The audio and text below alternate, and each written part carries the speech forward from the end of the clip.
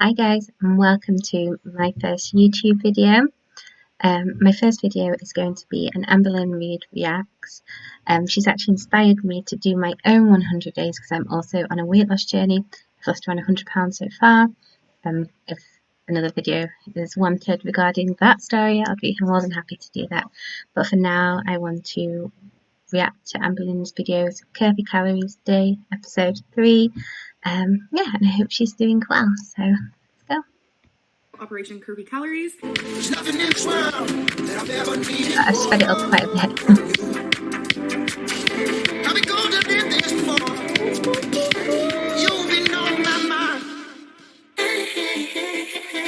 Today is April 30th, which I will show you right here. Can you guys see that? April 30th. Okay, so I have decided, let's not call these episodes anymore because that's just silly. I'm not some episode type of gal. It doesn't suit me because my videos are kind of bland and it's not really episode worthy. So we're just gonna call them days. Day 3 of Operation Curvy Calories. It honestly just makes sense to me. So let's start today. So I wanted to talk about a little bit yesterday. I did really good. I did a what I ate today video. You guys saw that. But I noticed throughout the day, I was catching myself thinking of calories. Like how many calories is in this food? Versus, okay, I should be just strictly paying attention to the points from Weight Watchers. I will say though, I tried my hardest not to think of calories. I didn't log any calories. I strictly just went with the point. I think this is the problem when, as somebody who used to be a serial dieter myself, is when you've tried so many different things, you're constantly comparing different plans and how they worked for you. And when you're doing something like Weight Watchers and you're counting the points and it's tiring, it's like, how many points does this have? You can't just read the back of the label. So then you're like, oh, calories would be easier. So then you just end up never sticking to something because you're always something else. Another diet always sounds better when you're doing a different diet plan. It just always does. Something like Weight Watchers, calorie counting sounds easier because it is. And so it just is a never-ending cycle, and this is one of the problems with people, especially people who are serial dieters, that they really just need more psychological help regarding food. It's simply not just down to what diet plan you're following. It's so much more complicated than that. Points that I was given. And I do want to say that with Weight Watchers, how they figure out your points is also calorie based. You do have to put the calories in, but it's also sugar and protein and saturated fat. I'm pretty sure it's those 4 things. So again, I'm gonna try my hardest to ignore the calorie aspect because that's not what Weight Watchers is about. So I also wanted to talk about a goal that I have for these 100 days, and it's only day 3. Can you believe that? Wow. I don't know. I think one of the problems I have with the Weight Watchers is, as she said, it's not about counting calories. It it doesn't really educate you. It teaches you to rely on the plan, and in the real world, points aren't always there. If you go out to dinner, points aren't always there. If you go to, if you're just anywhere else where you haven't got your phone with you or the app with you to check the points, you can't be that aware of what you're consuming. And I don't think you always have to be 100% aware, but it doesn't seem to educate in a way that reflects the real world. And obviously that's what they want. They need to keep you around, you know? If these plans really, really worked, they need the return customer. That's all I'm going to say. Time is just going by really slow, but okay. So I have one goal for this, and it is a weight loss goal. As you guys know, the next weight I really want to reach is 469.8 because that is the lowest.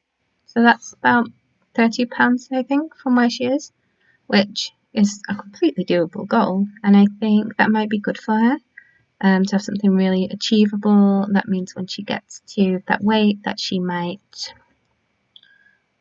feel like she's achieved something and more likely to be motivated to carry on. On the other side, and I feel like this is how I would have been a year or so back if I was told only to lose 5 pounds in 2 months or something like that, or a month. I'd be like, okay, cool, I don't really have to do much, and I will just not eat much for the week until the end of those 3 months. Do you know what I mean? And I don't know. I don't know how her brain works, with these things.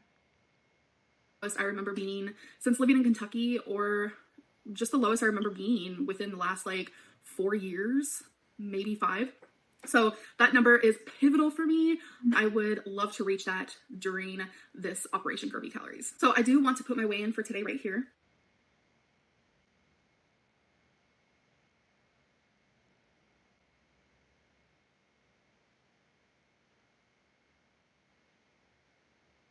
For 98.8. So we That's are down a bit, I back in the think. 400s in full swing. That means since yesterday I lost 1.4, and in total I am down 73.6, which means to reach 469.8, I have 29 pounds to go exactly. I really feel like I can reach that goal in 100 days. I know I only have 97 days left, but for someone my size, 29 pounds, I feel like I could maybe lose even a little bit more than that. But I'm just going to stick with this goal because I don't want to like overwhelm myself, and I actually really do want to succeed in this goal. So for today, I have my doctor's appointment regarding the weird symptoms I am having. So I am nervous for this because this is a doctor that I've actually never seen before. It is going to be through phone call. So I'm anxious about it. I'm nervous. It's in an hour and 10 minutes. And I don't really know what to expect, honestly. So I guess we'll see, and I'll update you afterwards. Hey guys, so I just got off video chat with the doctor. He was pretty nice. So I've seen 2 doctors so far regarding this, and they both say something different. The first doctor I saw, she said that I need to see an eye doctor. Now, this doctor I saw, he said... Okay, so admittedly, I haven't been following the doctor kind of aspect of Amber's journey, just because it's not really where my interest lies or anything like that. But I'm super confused because the last time I watched anything to do with the doctor was regarding a UTI, so I have no idea what's going on. That it could be a symptom from my mood stabilizer, which is causing like nerve problems, because he's pretty much positive that it's a nerve thing. And it's like he wants me to talk to my psychiatrist and see what she thinks. I honestly might see another doctor. I'm not joking, because I want to see, I just want to see like as a whole what 3 different doctors will say about what's going on. And if I have to, I'll see a 4th one, because this is really important to me, because these symptoms are honestly truly messing with me. And he said it is like a 1% chance, not a 1% chance. He says that 1% of people who take Lamictal, which is my mood stabilizer, have nerve problems. And it's like, there's no way I'm not 1%, but I don't know. I guess we'll see. And I'll just continue keeping you guys updated on the whole situation, because it's definitely scary. Okay, so I apologize for the lighting in here right now. We had to take out one of the lamps because Eric was using it for one of his videos. But I kind of just wanted to talk about something real quick. So I just made a recipe and put it into the recipe builder onto Weight Watchers. It was hash browns, cheese, and buffalo chicken sausage, as you guys can tell. Obsessed.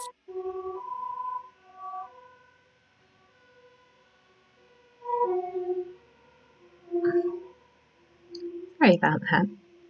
With buffalo chicken sausage, you can do so much with it. But so I made the full recipe and I ate it all in one sitting. It was good for 2 meals, but I ate the whole thing, so I was like, okay, well, I have the points. And it has made me feel lethargic and just like super full, but not in the sense of like, oh my god, I just had a really good meal. I get that. Whenever I have something that's super carb heavy and meat heavy, I hit like a wall of like tightness. Like I feel fine, and then I'll like walk around for a bit, and I just feel like I hit this wall of fatigue. So I totally get that. So only if I have something heavy carb and meat together, seemingly. So yeah. I'm full. I'm proud. More so in like, oh my god, I'm so full. I feel sick. Like it was not the right options of food. It makes me feel like I overate, even though I didn't. It's still within my not calories. I'm so used to calories. It's within my points.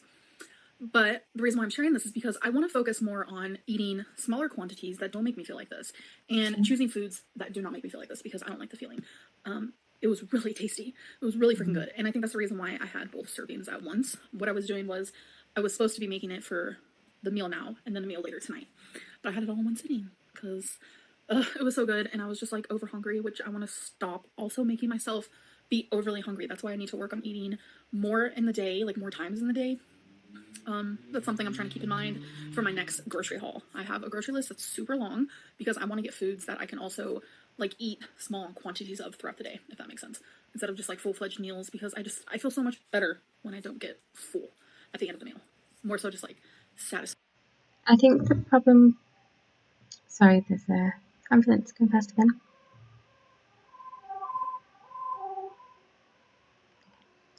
So I think the problem with having little bits to eat throughout the day instead of full-fledged meals, as she said, I know for a fact if I did that, I would have the snacks throughout the day and I would have the meals.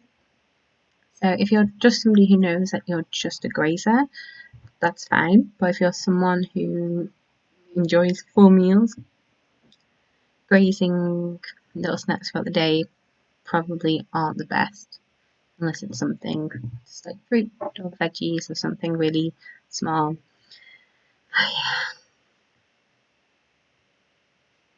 Side. That makes me feel a lot better. So, ugh, I feel sick, but the food was tasty. I mean, bittersweet moment. Okay, so I'm about to have me a little snack. Yeah, so main chocolate chip. It's a Greek yogurt bar. They have a lot of different flavors. This is delicious. I can't tell you the last time I had this flavor, so I'm gonna do a little taste test. For one is 100 calories. I'm always so jealous of like the options you have in the US regarding like healthier snacks and stuff. In the UK, we have a few, not many. Now I'm in the Netherlands, there's barely any. But yeah, I'm always very jealous of the options. For if you guys are doing calories, but for Weight Watchers, it's 5 points, and it has 5 grams of protein. Ice cream doesn't really have 5 grams of protein, so you know this is yogurt. Plus, it kind of tastes like yogurt. See, this is a whole tangent. I don't like yogurt, but I like frozen yogurt. So that's how it looks. And if you guys are curious, mint chocolate chip ice cream is my favorite. So if it's in a healthier yogurt form, I'm gonna try it. I'm done. I'm sold. I'm absolutely sold. Holy crap. Our freezer is such a mess. Look at this mess. Oop. I have to fix this. I don't want nothing breaking. Not breaking, but you know what I mean. I don't know what I'm talking about half the time. Y'all. Keeper. Oh, and if you're wondering, let me set this on the counter real quick. In wrapper still, don't worry. This is the scale I use to measure my food. Sometimes I just use like tablespoons and cups, but I got this off of Amazon a hot minute ago, and it actually works really good. Plus, it's a cute color. I'm weighing and measuring everything. It's not fun. It's not cute. It's not. I just hate it. It's. Yeah, I love weighing and measuring my food, even if it's not just to like make the portion control your food, but if you're following recipes and everything just seems all put together when you weigh and measure things instead of just guessing. I think some people are really good at eyeballing though, to be fair. I'm not one of those people. You should see the sourdough bread that I made today. Sourdough UFO, we're gonna call it instead. It's my hazel. Oh wait, sorry. I turned the light off on Becky. I'm gonna enjoy this. Hey guys, I forgot to end the vlog. I'm so sorry. Oh, thank you for watching my first video. I hope you enjoy it, and I hope to make more, and I hope not to be as awkward, because I know I'm really awkward in this one. I'm looking all over the place. I don't know where to look. I don't know what to do. I don't know what to say. So yeah, I hope you enjoyed it. And yeah.